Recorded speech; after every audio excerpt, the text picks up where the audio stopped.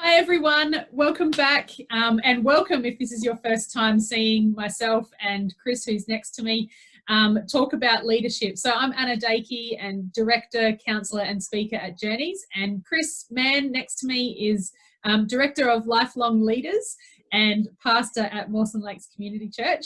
And we've been talking over the last few weeks about self-care in general in this crisis, but also self-care specifically.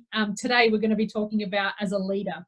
And so, you know, we're at a stage where the crisis has happened with this pandemic. You know, we're some of us into 4 or 5 weeks of being at home and maybe working from home, rejigging things in our organisation as leaders. So we kind of have actually come out of the intense crisis situation, and now we're kind of moving into, you know, some level of a new normal is kind of what I'm calling it. So Chris, I'm curious, as a leader, how have you kind of, I guess, found that transition from crisis into the new normal? How are you going with that? Overall, I think I'm going fairly well. I like to think I'm reasonably adaptable. Sometimes it depends. It really depends on how adaptable I am and the situation. So I think I'm going fairly well as a person, as a leader, and able to make some adjustments, particularly now that the new normal has shifted, to make some adjustments. Great. Good. That's good to hear. And, you know, it's great to know that you feel like you're generally pretty adaptable, because, you know, we know as a leader, that's actually a really important quality, because you just never know when change is going to come and when you need to be, you know, step into that level of adaptability. So our focus for our short video today is about, you know, what are you focusing on now in this new normal? So as a leader in your context, what are a few things that you're focusing on and that you feel maybe in general for leaders could be really helpful for them to start focusing on, you know, as we get into this new normal, however long it's going to be? So I've been thinking about this new normal and the readjustment probably for 4 or 5 days, because the adjustment started for me about that long ago, maybe 6 days ago. And the first thing that comes to mind, it can sound and can easily become very self-judgmental, very self-condemning, but I've been very pleased with how I've been able to ask myself this question by and large. And that's the question, as I've come into this new normal, is what did I miss over the last 4 or 5 weeks? Because I'm just aware that there has to have been some things that I've missed. There are, we talked in the last time we met about people want to know, you know, you do miss things. In a crisis, you miss things. You can't do some of the things that you normally do. So the question I'm asking is, what did I miss? But there's a second question attached to that that's really important, is what, if anything, do I need to do about it now? Because some of the things I've missed and that I know that I've missed, I actually don't really need to do anything about. There's no repair work or anything else like that needs to be done. It's just okay, that happened. I normally would have done that part of my work or whatever it happens to be, but that's just life. Some of it has impacted people. Some of what I've missed has impacted people. And so the people who are, some people are very understanding of that and are great about that. Other people perhaps less emotionally mature or less able to work with that. You know, a phone call, and even for some of the mature people, a phone call just saying, hey, look, I know I missed that. So I actually had that conversation with one person today, not because he needed it, but because I thought it was important for him to hear and his community to hear, hey, I haven't been in contact with you. Normally I would have been, but Corona, that's just life. And he's, and that went fine.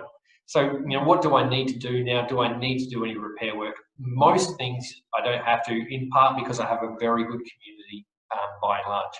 Yeah, love that. The second thing that I've done and has been really important is to refocus on and to look back on, did my life and do the things that I'm about as a person, did they hold up to the pressure? So for some people that might be mission, vision and values. For some people it might be goals. For some people it might be how they're trying to grow as a person, or their character, or that sort of thing. And so I've looked at, has my mission and my vision for life the kind of person I want to be? And I know many people out there won't have a mission or vision or values for their life, and that's okay.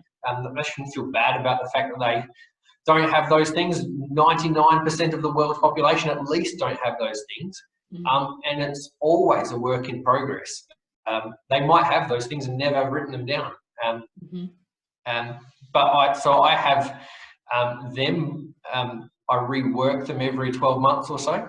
And so I've looked at that over the past week or so, mostly internally, a little bit of journaling, a little bit of writing, and I've come to the conclusion that I'm very grateful for this, that they have held up, that they've served me really well. And for anyone watching, that's been probably a 7-8 year process for me in developing those. Try and fail on those, have a crack at developing them and have to go back to it. So don't feel bad if you've never done it before, and don't feel bad if you give it a shot and it doesn't work very well for you.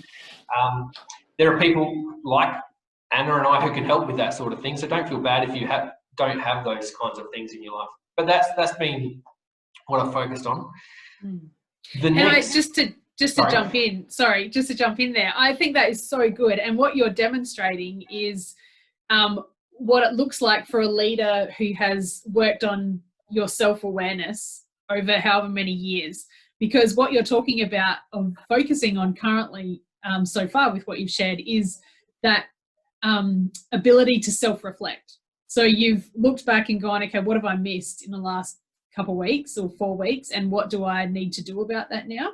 But also what's important to me as a leader and as a person in regards to my values and mission and vision, is that actually holding up? And I think that those things come with self-awareness. And like you said, it takes years to develop some of those things and some of those skills. And so being able to start by simply asking that question in the now is, what has happened in the last 4 weeks that I've missed, and is there anything I need to do about that? And how are my values holding up in this time? Love those two. I'm excited to hear what else you have. Yeah. So the next one is a community question, and similar to one that I shared in a recent video, is what does my immediate community need from me? And so my family, my church, the school I'm involved in, my business, and also I've now included in that, I've expanded that to the wider church. So not just my own congregation, but and that could be, for me, in the Lutheran Church of Australia, the wider Lutheran Church, but also beyond that. What do they need from me now? So what do I have to offer them now that it's calmer? It's still crisis, but it's calmer. But then also I'm already having to think is not the right term, but I'm getting to think, because I've got that little bit of extra space, the next 3 months, and then also the post-isolation, and how. So I'm thinking about and focusing on what might that look like, and starting to talk with some key people around me of what do they need from me, and how can I be prepared for those things. Thankfully for me, I've done okay because of the preparation pre-crisis. Now we're in crisis and there's a little bit of space. What preparation can I do for the next bit, so that I can serve well going forward, and that I don't just get us through the crisis, but and help the people I'm around get through the crisis, but we need to think about post-crisis at the earliest possible opportunity, without neglecting where we are now. There's one last one, which is it's actually what we're doing now, I think, and it's what my life has always been about, but I haven't perhaps been quite as intentional as what I would like to be in terms of crafting it this way, but forming the best term I can come up with is mutual servant leadership relationships. And so I've only been thinking about that for probably the last 2 days, so I'm still working on what that means, but where I can both serve and lead someone else, and be a good influence. And when I say lead, serve, you know, be a genuine servant, but also a leader, someone who adds positive difference to their life and can do something good for someone else and take them a particular direction. So how can I do that for them? But then also, how can they do that for me? So often, and I think lots of Christians struggle with this, and I've struggled with this at large times of my life, is I'll focus on serving or leading and not put them together properly. But then also I won't allow other people to do that for me.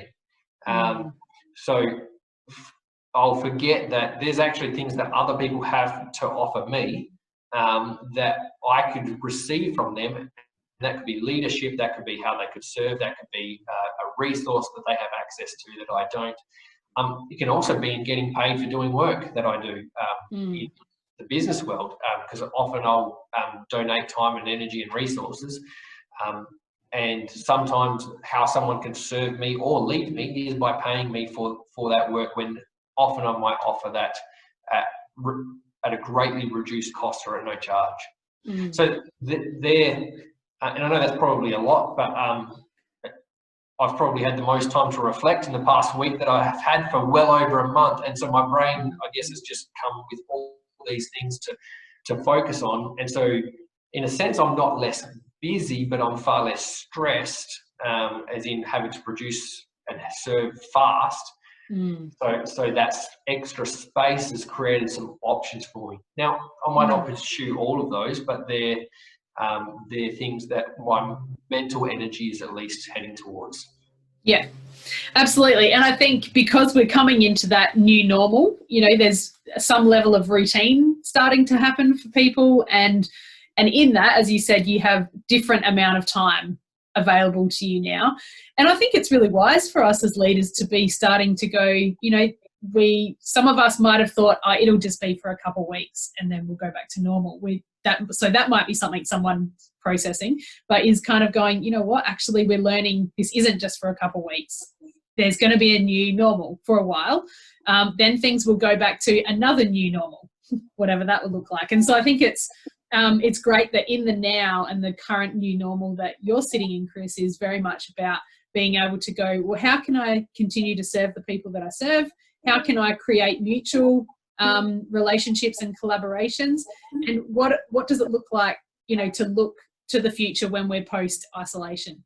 I think there's some really great tips, and I just want to say thank you so much for sharing them with us and sharing your personal kind of journey in that, but also some really great tips that I hope have been really helpful for the leaders who are watching today.